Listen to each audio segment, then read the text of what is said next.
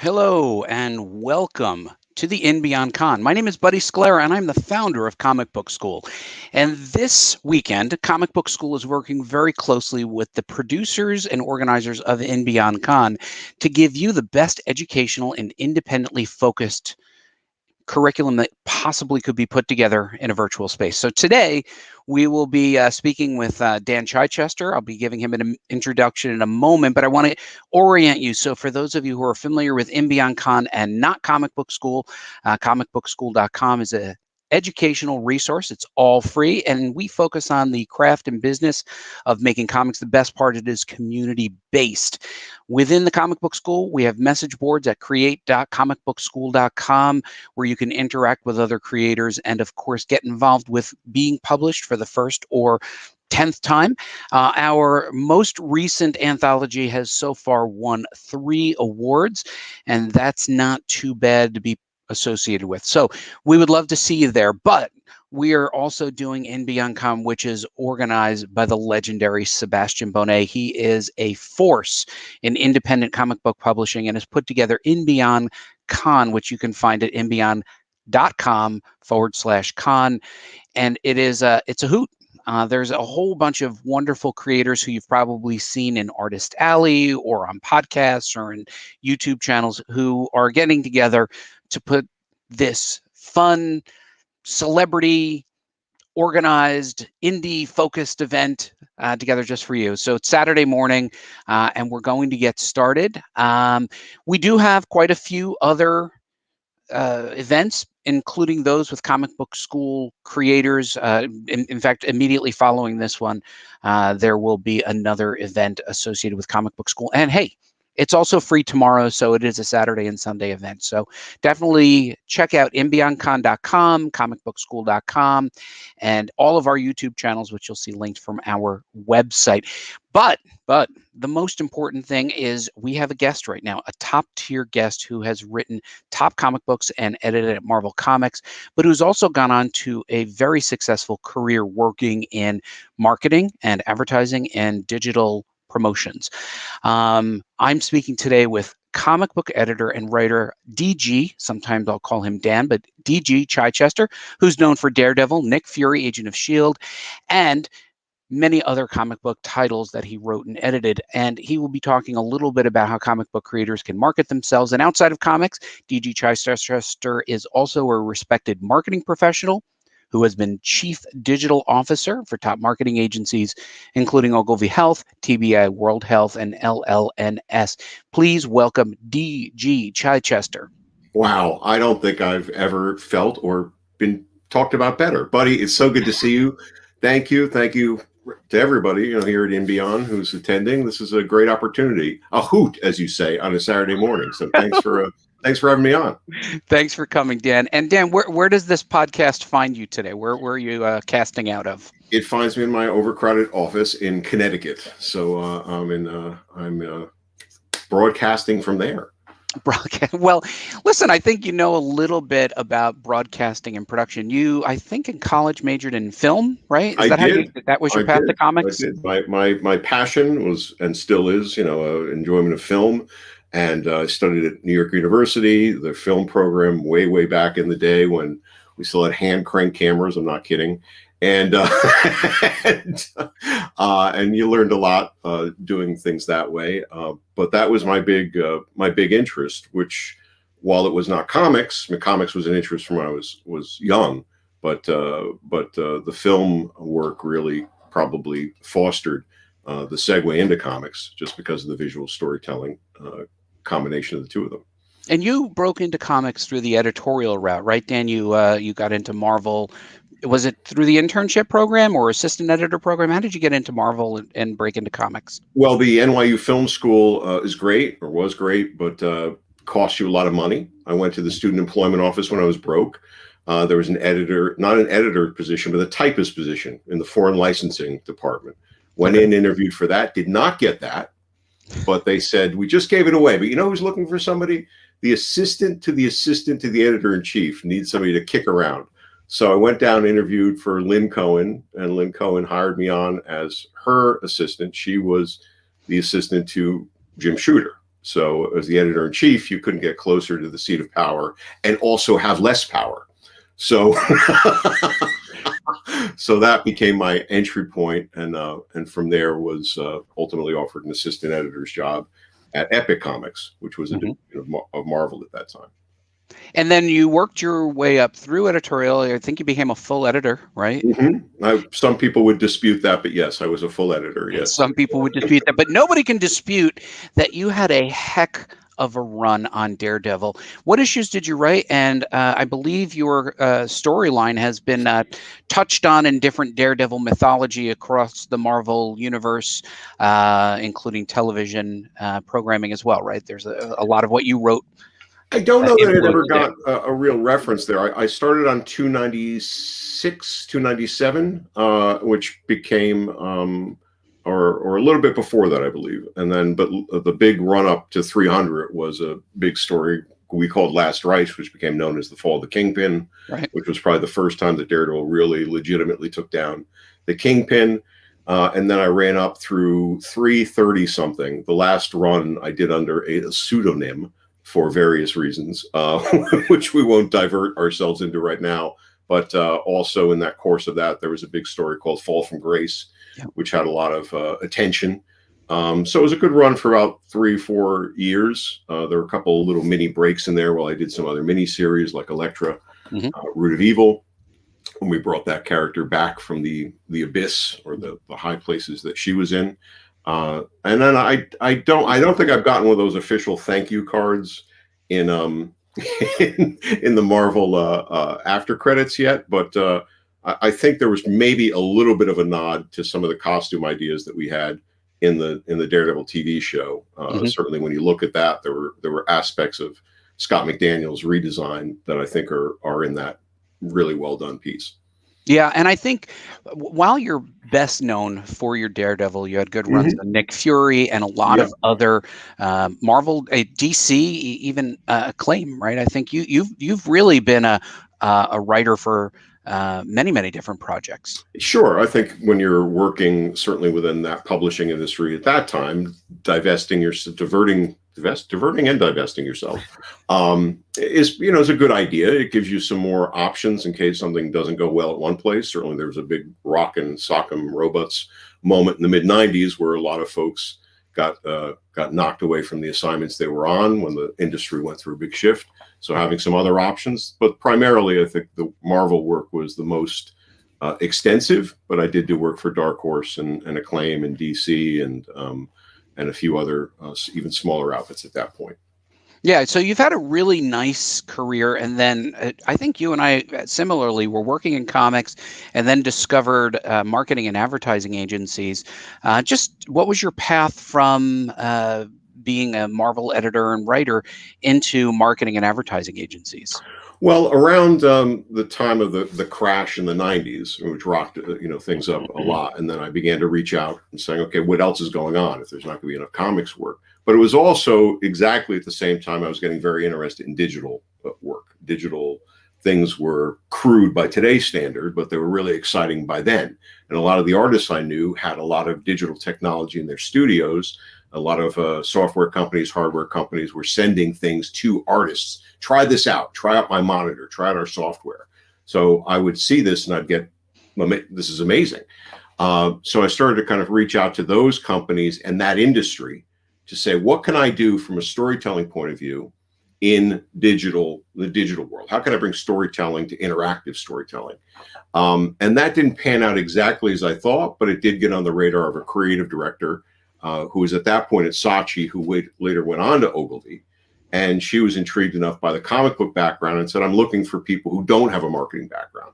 I'm looking for people who have a different way in. So she brought me in, took me into the first meeting, which was on some IBM work. And I must have been white as a sheet coming out of it because I didn't understand a thing that was being said. And, but she was still interested enough in what I could do from a storytelling comic point of view, not using comics per se, but just that mindset that she put her arm around my shoulders and, said, I'll explain all that to you. And that became probably 20 plus years of being on staff at various companies, working really exclusively, within digital marketing for the most part. So Dan, I obviously your training in storytelling, visual storytelling from comic books transitioned your career effectively into other types of visual storytelling in the marketing world. Very much so. I think the fact of being able to look at a situation and all the different parts of it, right? You know, in this from comics, you're looking at characters, you're looking at locations, you're looking at plot MacGuffins, and then you're looking at the different personalities you're working with, right? You're working with an inker, you're working with a penciler, you're working with a colorist, you're working with a letterer, you're looking with an editor.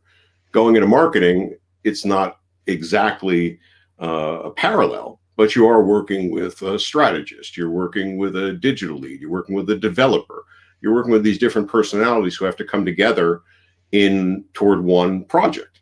And so you're using those elements, and you're using that visual mindset to say, what are we creating together? Because ultimately that's what marketing is. Mhm. Not, I think, all the programmatic talk, but what piece of content are you creating that audience is going to experience? So that's what you're visualizing, and that's what you're helping to bring to life ultimately as an ad, or in a lot of the things I would have done, something interactive, some interactive visual experience that they were going to play with as a game or a website or something like that, Well, which you Dan, did a lot of as well.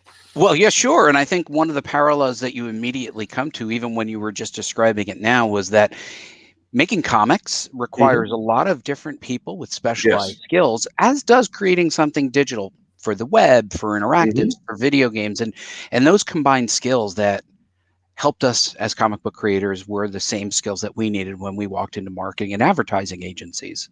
Totally. And I think, you know, it's once you realize that the skills that you're creating for yourself and that you're getting better at become translatable, right? It's not just, well, geez, all I've ever done is edit comic books. How am I ever going to do something else? What are the things that you break down? What are the pieces that you break down from there that you can then start to use in marketing?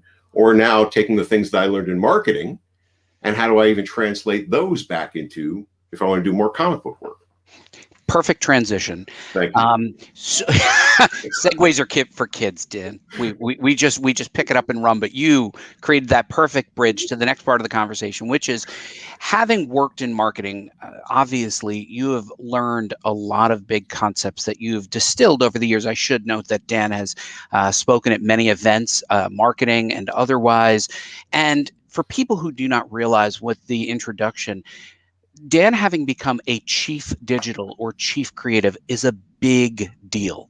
That means you are at the top of all the other creatives, guiding the work that is done, setting the tone and voice for the work that will be coming out. That's not just somebody at a mid-level studio. Dan was the chief at many different organizations. In fact, Mhm. Dan and I worked at the same company, and not directly, but I dotted line up to Dan. So Dan always was setting the tone for things. It's an exceptional achievement.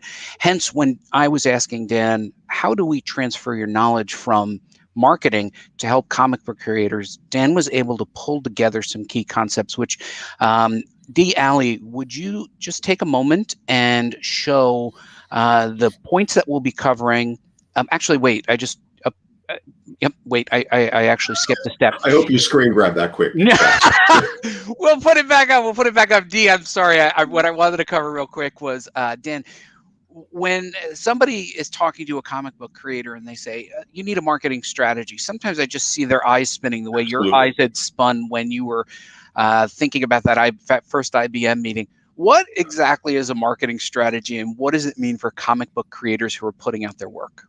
Well, it's really what are the steps and the plans and the thinking that you're going to put into place to represent your work in stages out to the public, to excite them that it's coming, Hmm. to excite them once it's out there, and to activate them, really, because there's a moment where you want to move their interest to action. That action in this case is to buy your creation or download it if you're giving it away for free.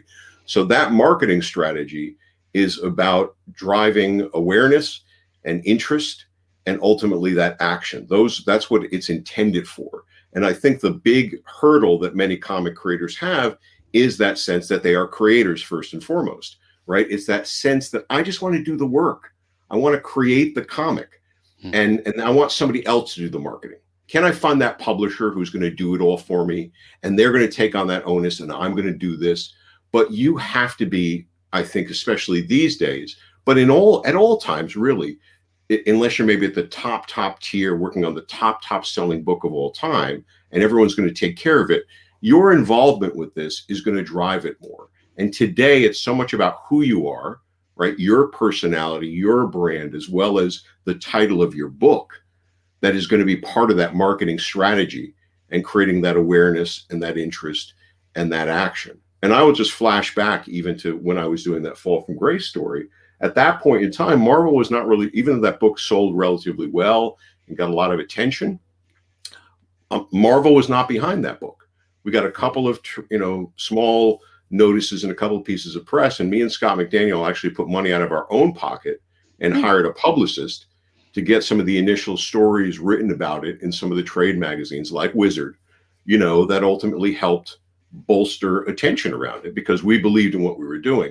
And so that was our unformed marketing strategy. But nowadays you would think much more about where do you want to go after, who do you want to contact, what YouTube show do you want to get on, what podcast do you want to get on, what pieces of social media do you want to create, and when do you want to release them to ultimately drive what your book is going to be about and how it's going to get noticed. So Dan, that's amazing advice. And what I would like, if we could just take the concept that you just said, which is a plan to get where you want to go or what you want to achieve, is essentially the distillation of what your strategy is, a plan to get where you want to be, right? Yeah, I'm. Thank you for taking my ramble and getting it into something articulate. Well, I think the key thing now is that you have taken a little bit of time to provide us with a series of concepts, which we'll unpack right now for creators, so that if they understand your core concept and now want to start to put it into action, these are core concepts in the action plan for that. So D. Alley, our engineer, will pull up the graphic and we'll look at these. So we have 4 very basic concepts. And just to draw the attention of the eye, on the left there, storymaze.substack.com. That is where you can subscribe to Dan's newsletter. It's a very useful newsletter for writers, particularly. And then on the far right, of course, his Twitter handle. So we have these 4 concepts. Let's take the screen down. We'll pull it up a few more times. Concept 1, ignore doubt. What's that all about? Well, I think it attaches to what I just started to begin to say about getting out of your own way, right? And I think creators are always challenged by doubt, right? The sense that something is not good enough, and I'm not good enough. I'm sorry, no matter who. In my experience, the biggest star in the world has these moments going on. There's an amazing book called The War on Art, which is sort of like a twist on the art of war, which I highly recommend as a way to start to think about things differently and yourself differently. But I think most often when you're thinking about marketing, getting my word out there, stepping out from behind the screen and the keyboard and the artboard and the pencil and whatever else, and having to position yourself and your work out there, right? Marketing it. Well, it's been done before, right? I don't have anything new to share. Somebody else has said it before. Somebody else has said it better already. I'm not ready to promote. I need to refine this a little bit more. All right, ignore all that. I don't know if you're letting swearing go, so I'll police myself. but which as you know is unusual. Yeah. But you have to remove that and do it consciously in order to say it doesn't matter if somebody else has said this. And I guarantee you somebody else has said it. And I guarantee you somebody else has said it better. Okay? Don't worry about it. Your voice and your position of your marketing and how you're going to express what you're doing and how you're doing it and what makes your book different is still going to be said in your own unique voice. And it's going to be something different about it, even if it's been said before and even if it's been said better. So you have to consciously work this muscle in order to achieve any of these other steps. And that's really what that ignoring doubt is about. It's very difficult. The newsletter you cited before, plug storymaze.substack.com, took me months of getting ready and to hit publish on that. The first issue, the first episode, and going through multiple people, even yourself, at one point in a kind of a beta launch, what do you guys think of this? Yep. Should I even be doing this? And I've got something of a rep. I've got something of a personality. So for me, well, but this is different. I haven't done this before. I'm going to be expressing and showcasing things differently here. Should I even do it? Well, so-and-so has a newsletter already. It's better than mine. But you have to move yourself past that in order to really achieve everything else that you're going to want to in terms of marketing and ultimately your comic. Yeah. And as you noted, this concept, well, I'm not ready. I'm not ready. This idea is that everything has to be perfect in order for you to move forward. And let's face it, Dan, when you started Story Maze, you had a couple of followers, which gives you a little bit of time to build and hone your story. And then a little bit more as you built your audience, you got better at what you wanted to say. Your technique, I'm sure, evolved. And I think just ignoring that voice in the back of your head saying that you're not good enough or you're not ready yet was important to just get started. Absolutely. Very, very much so. So listen, I think that's a great one, but we have a couple other ones. Second one, if you want to pull up the graphic again, the second concept is embracing authenticity. And I have to say, Dan, you are by far one of the most authentic personalities within the agency world. When we worked together, there was a lot of very stiff, tight personalities, and you came in with authenticity. You weren't trying to be anybody else, and it was really clear that you were consistent in your authenticity. What about embracing authenticity do comic creators need to know? Well, thank you first for saying that, buddy. But you obviously don't know the real me, because this is, everything you've seen is just an artifice. No, I mean, I've been at my best when I've just been myself, and I've been at my worst when I try to put on an attitude or an approach that I think somebody else is looking for. And I think that's true in probably all walks of life. But I'll give an example of a good friend of mine, another guy from advertising, Greg Monaco, who works in the area of personal branding. And when he began expressing personal branding, which is about developing yourself as a brand, marketing yourself, what do you as a professional represent? Mm-hmm. And he does great work with this. But when he began doing this, he was doing a series of videos that were talking about his services and what he was doing. And it was very, hi, I'm Greg Monaco. I'm a marketer working in professional branding, and explaining it out.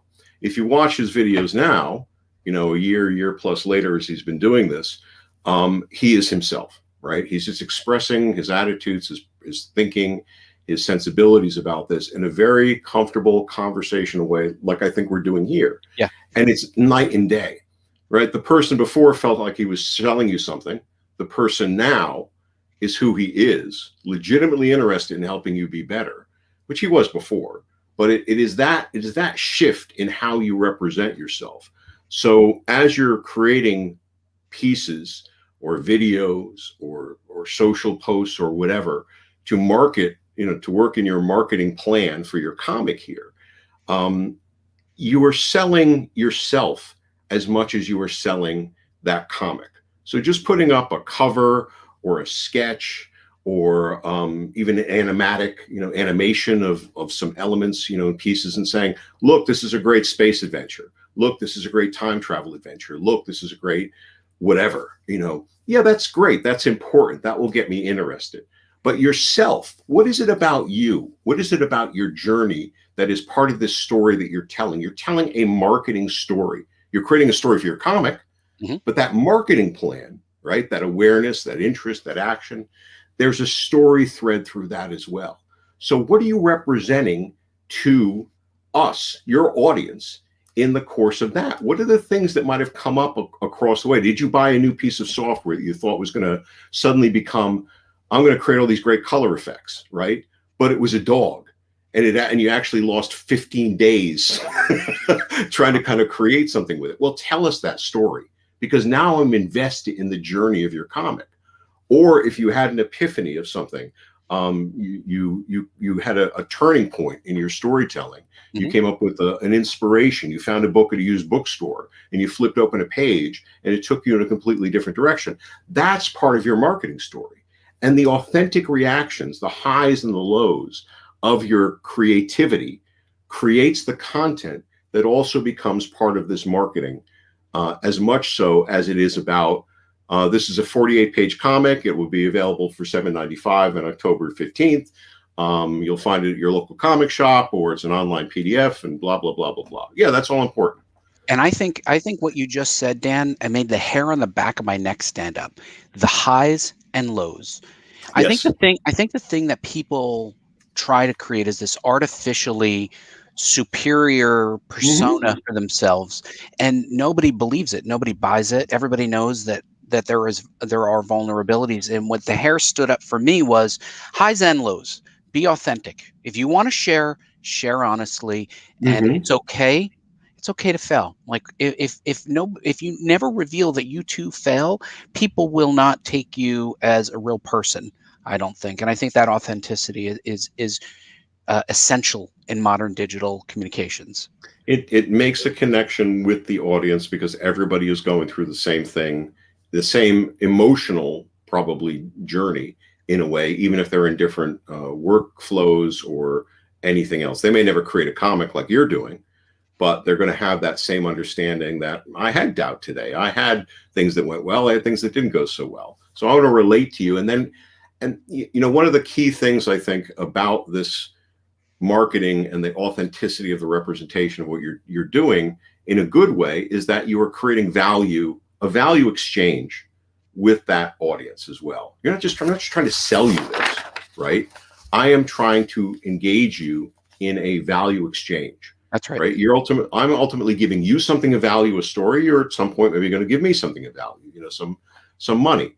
But it's not just simply I'm selling you something, but there's that creation of that. Absolutely. I think people too often just say, I want to do some marketing.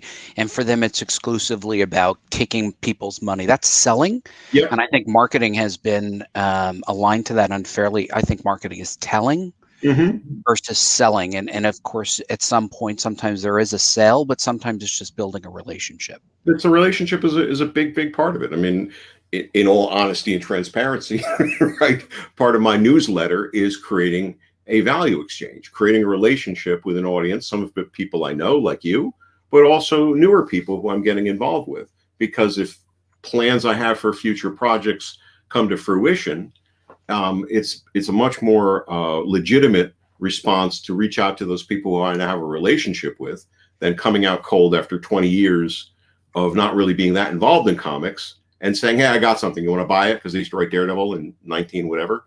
19. When it was still in 19. But listen, it was still in 19.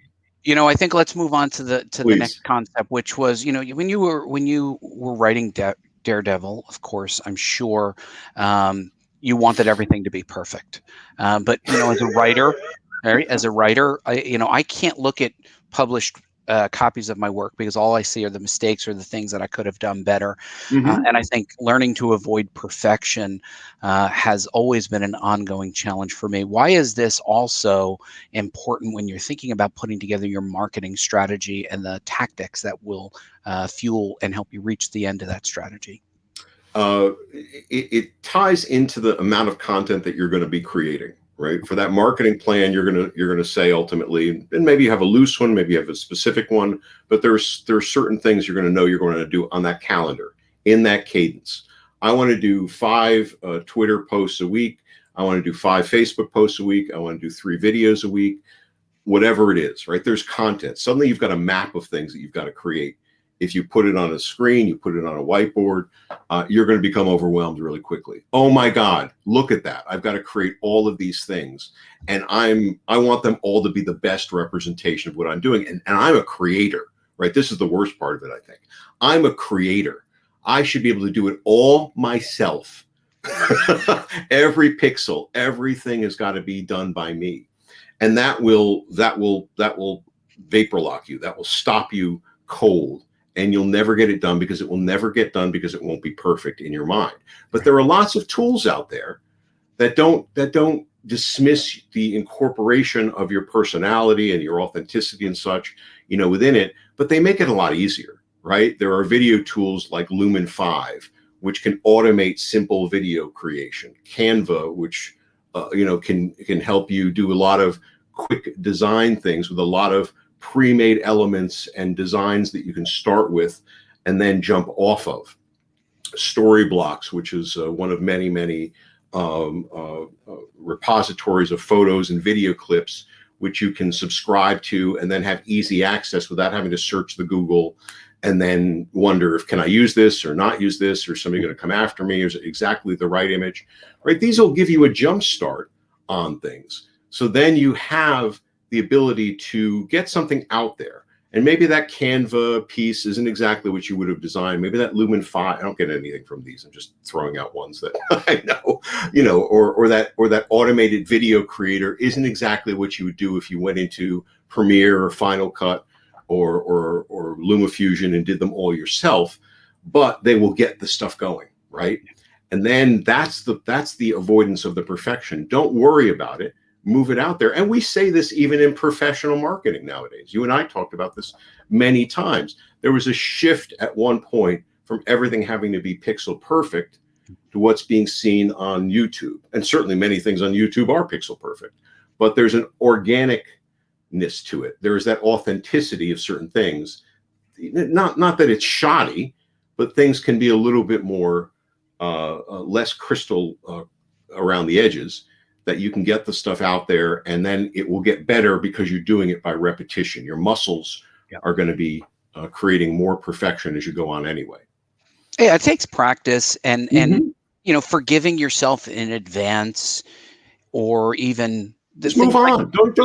Just move on. Don't even look back and say, "Oh my God, I can't believe I released that." Just move on. Move on to the next one, because if it's not right exactly this time, the next one gets a little bit closer. Yeah, and I think that that leads right into the next one, which is the fourth concept, which is achieving consistency. I mean, maybe you're not perfect, but if you're consistent, this is what people expect. For example, people expect something from comic book school, and we should not go into some crazy tangent talking about, I don't know, politics or whatever. What people want from comic book school is the craft and business of making comics, and that's what we do. We're consistent with that. What can people who are thinking about what their brand has to be or should be, Dan, think about when it comes to achieving consistency, and also not locking too tightly into consistency, but rather how do they use it as a guide? Well, it's interesting. You brought up something I wasn't even thinking about, but I'll get back to what I was thinking about in a second. That consistency of who you are, right? The message itself is consistent. As you said, you don't want to talk about politics. You don't want to go, that's not what you're about, right? You can choose anything you want as a creator. You can choose if you want to talk about politics. If you're really inflamed about certain issues and you want to make that part of it, there are certainly creators nowadays who do not shy away from taking a position on one thing or another, and making that part of their ongoing interviews and stories. And that's their brand, right? Their brand as a creator is tied to, I am taking a position on this. And therefore, and that's authentic, right? All these things start to tie together, thank God. There is that authenticity of what they're doing. So when I was talking about consistency, I was also talking about the practical aspect of it. Right? You want to get out there with regularity, not just regularity of message, but regularity of something on a consistent nature, once a week, 2 times a week, 2 times a month. This is the sense of getting things there so that audience can depend on you and you can depend on yourself, right? More, there's that old thing, perfection is the enemy of done, right? Done is the engine of more.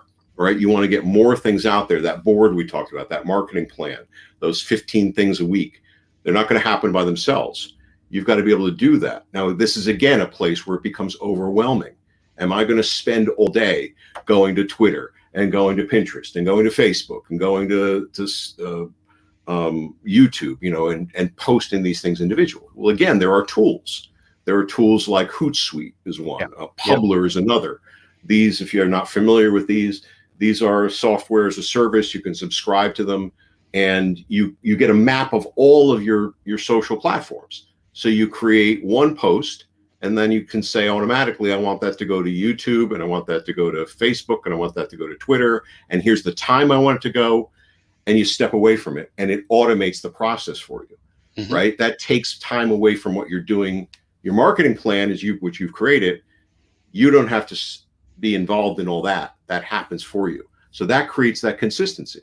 So looking at those type of tools, Substack is another one, right? Mhm. Substack has certainly gotten a lot of attention with the comics community in the last couple of weeks as they've Oh, made big sure. offers to big creators. They're starting to create their comics on them, or will be creating their comics on them. But there's automated features to that.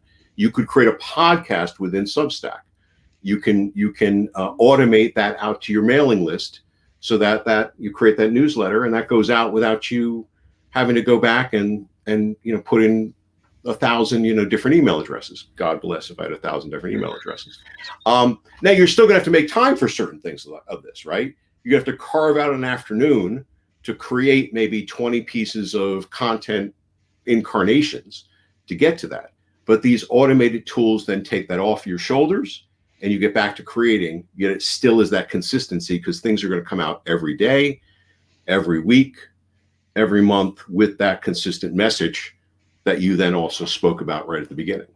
Yeah, and what are your thoughts on picking a channel, Dan? I think one of the things I counsel comic book school students and other people is that don't try to explode on Twitter and Facebook and YouTube and TikTok all at once. The things that we did when we had a client on the Mm-hmm. marketing agency was they had a real budget. Mm-hmm. This is all bootstrapped. I often, and you don't necessarily have to agree with me on this at all, is I often will say pick one and just get good at it. Like right now, we're just at comic book school focused on YouTube. So every Yep. Tuesday, somebody can come onto YouTube. Every Tuesday night, we will have something for you. That's how we've decided to achieve consistency, according to one of your concepts. But should we be looking at TikTok at the same time? Should we be looking at Twitter at the same time? Or are we better off focused vertically into one? What are your thoughts?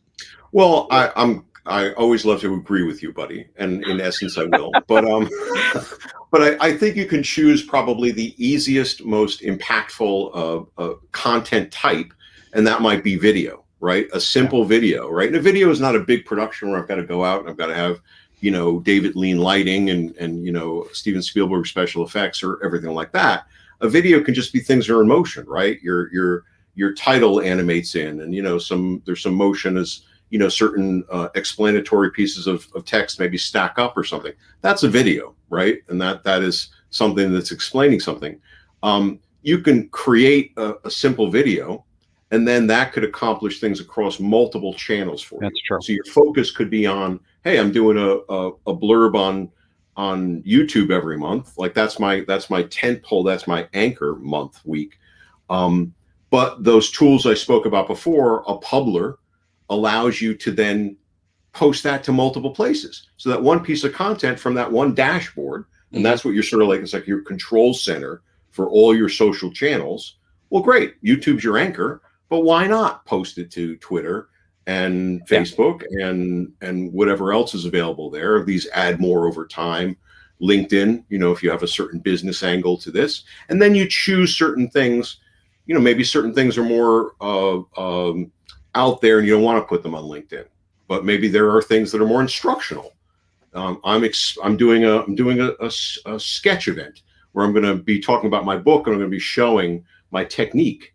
Maybe that's instructional. That you could say fits a professional audience like LinkedIn more.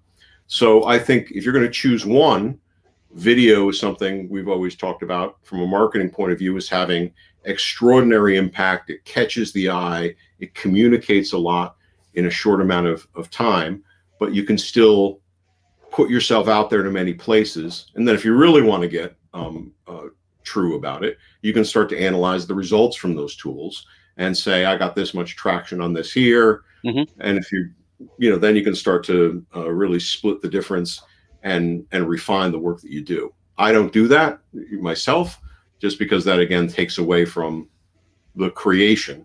But certainly that could become its own art form in its own right.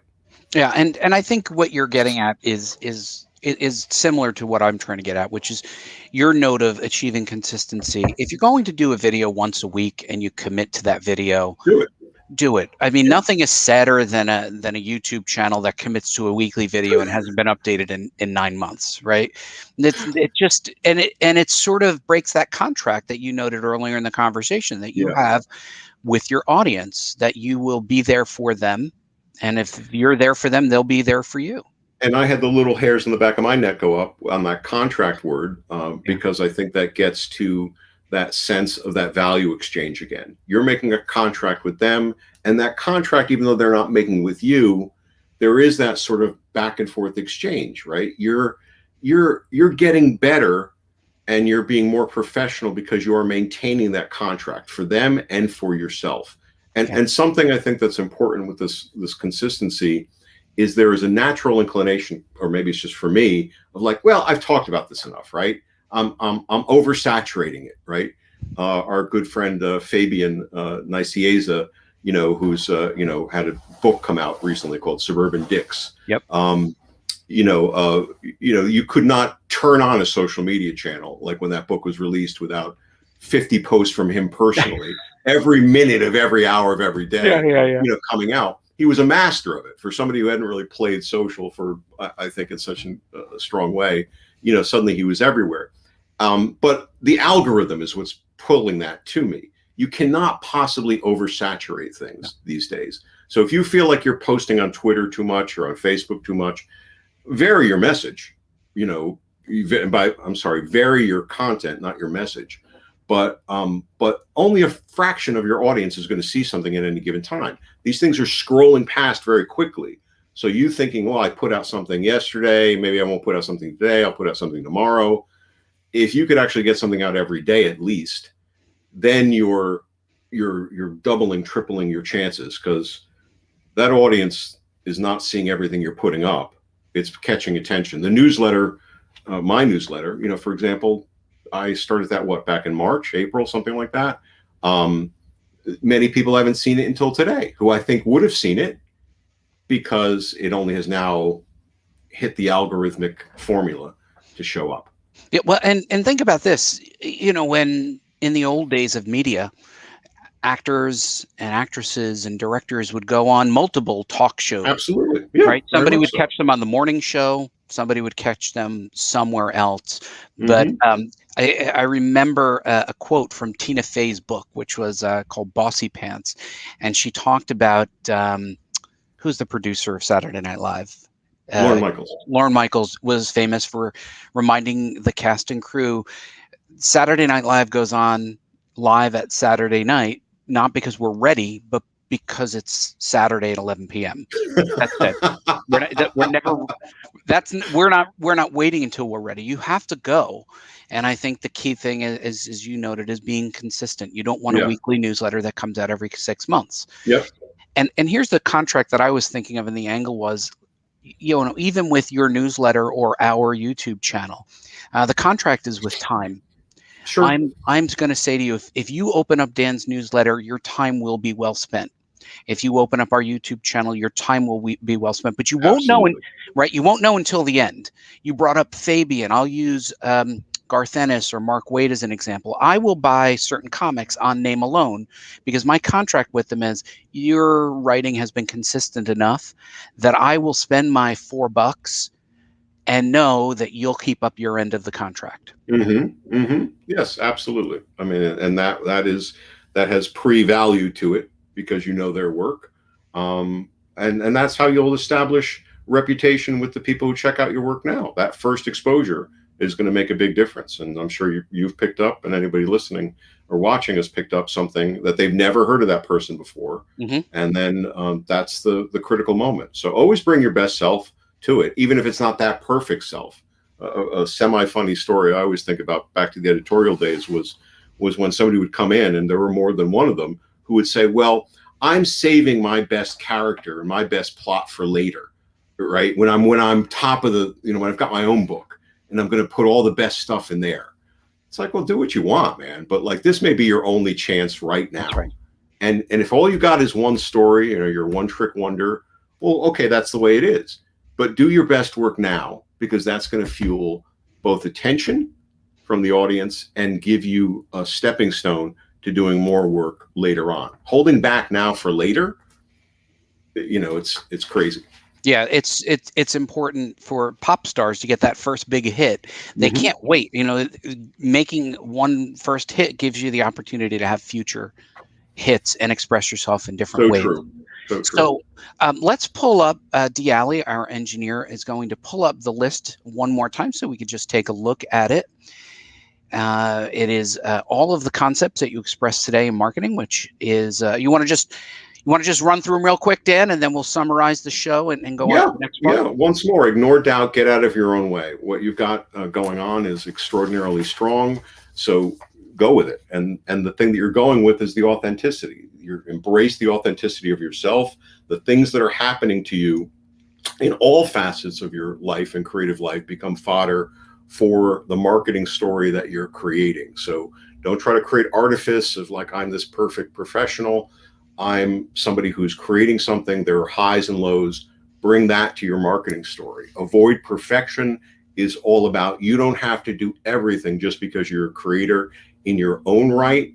You can use other tools that can automate certain things, create visual content, infographics, video elements, transcripts of your interviews so that you can have multiple pieces of content. Let the fact that there's software out there that can automate these things for you. Everything doesn't have to be perfect, but it does have to be consistent. So achieve that consistency as you get that work out there. Again, use software tools, use things like Publer or Hootsuite or whatever to create a dashboard, a control center of all of your marketing pieces that you want to create in the digital realm, certainly, but then you can hit multiple places on a regular basis at a regular time so that your audience is seeing things and you're creating something that is coming out on a very regular basis, which is all about your attention and awareness and your activation. Wow. I have to tell you, this is great distilled knowledge. I hope people who are tuning in right now subscribe to your newsletter. Where can they find information about your newsletter, and where can they find you on social media, Dan? If you go to storymaze.substack.com, that will take you to the newsletter. You can read a bunch of sample issues. You can subscribe. There's a link that'll tell you my theory around why I'm doing the newsletter. If you don't want to jump into the newsletter itself, get the background on it. Everything is kind of there. And you can follow me on Twitter. It says right there at DG Chichester.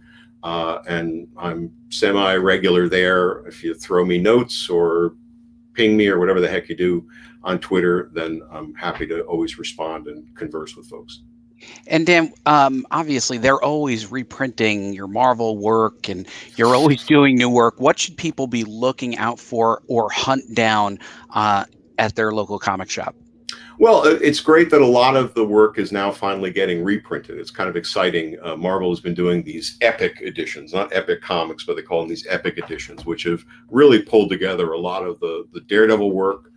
So anything Daredevil in those epic editions, probably over the last year and a half, you're probably going to find a set of my stories in there. A lot of them lead with some of my stories. There's one called Last Rites, which is the Fall of the Kingpin. There's a Fall from Grace one. There's a Root of Evil one, which is the Elektra story.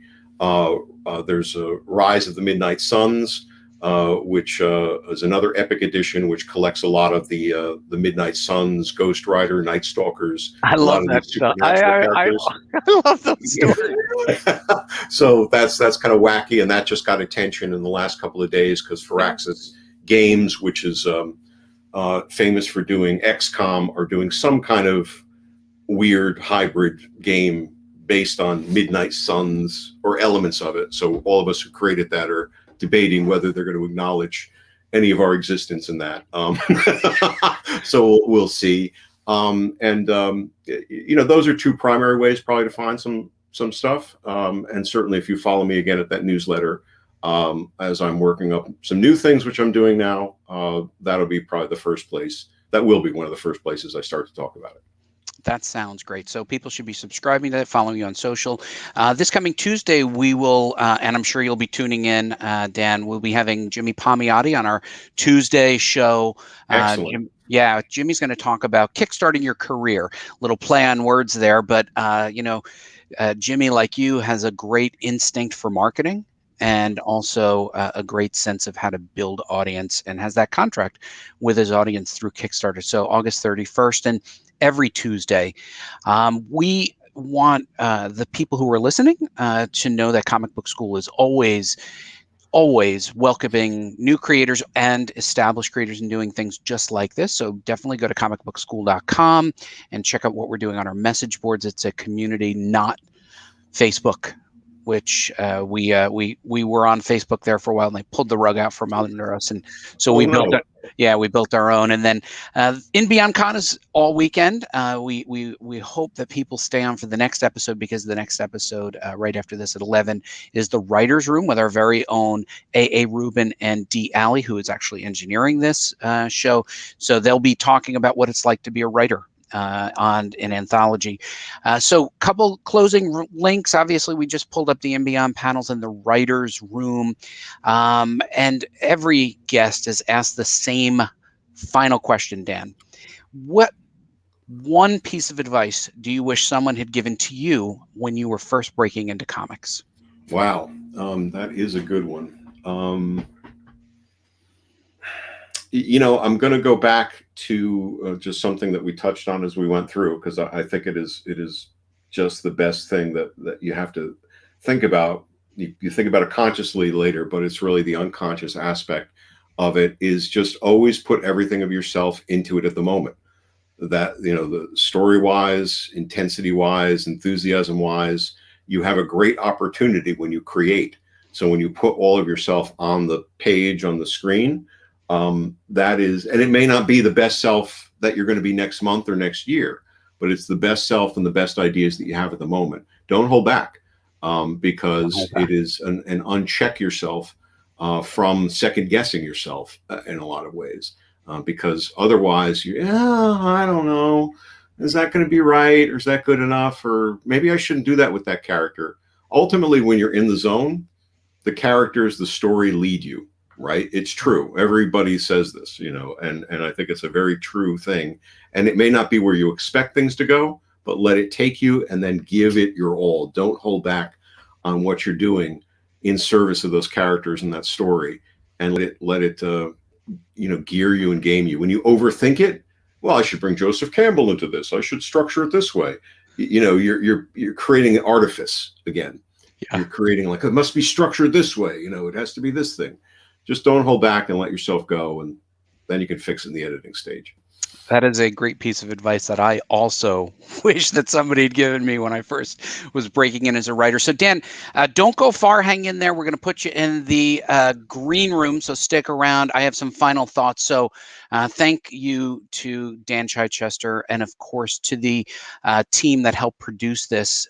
We hope that you enjoyed this educational program about the craft and business of making comic books. And thank you to the Inbeon Con, and especially Sebastian Bonet, who opened the door for us to meet everybody who is part of this virtual event. We hope you enjoy the rest of the event. And again, from a perspective of understanding comic books and how to make them, you also have to understand that that's the craft. You also have to understand the business, and part of the business is marketing your own work. Even if you work for a big publisher, you're going to have to market your own work, build a base of an audience that's ready to buy your work. And then also, if you are self-publishing or working with a small publisher, you have to get out there and think about, what is the strategy? My strategy is to communicate on a regular basis this comic book idea that we will be putting out by a certain date, to prep the audience to be ready to put their money down and support you, because certainly people want to find good work, and you have an audience out there. It's a matter of finding them. Marketing takes time. It's something that you have to be developing with consistency and authenticity. And certainly we learned that today from DG Chichester, a legendary comic book writer and editor.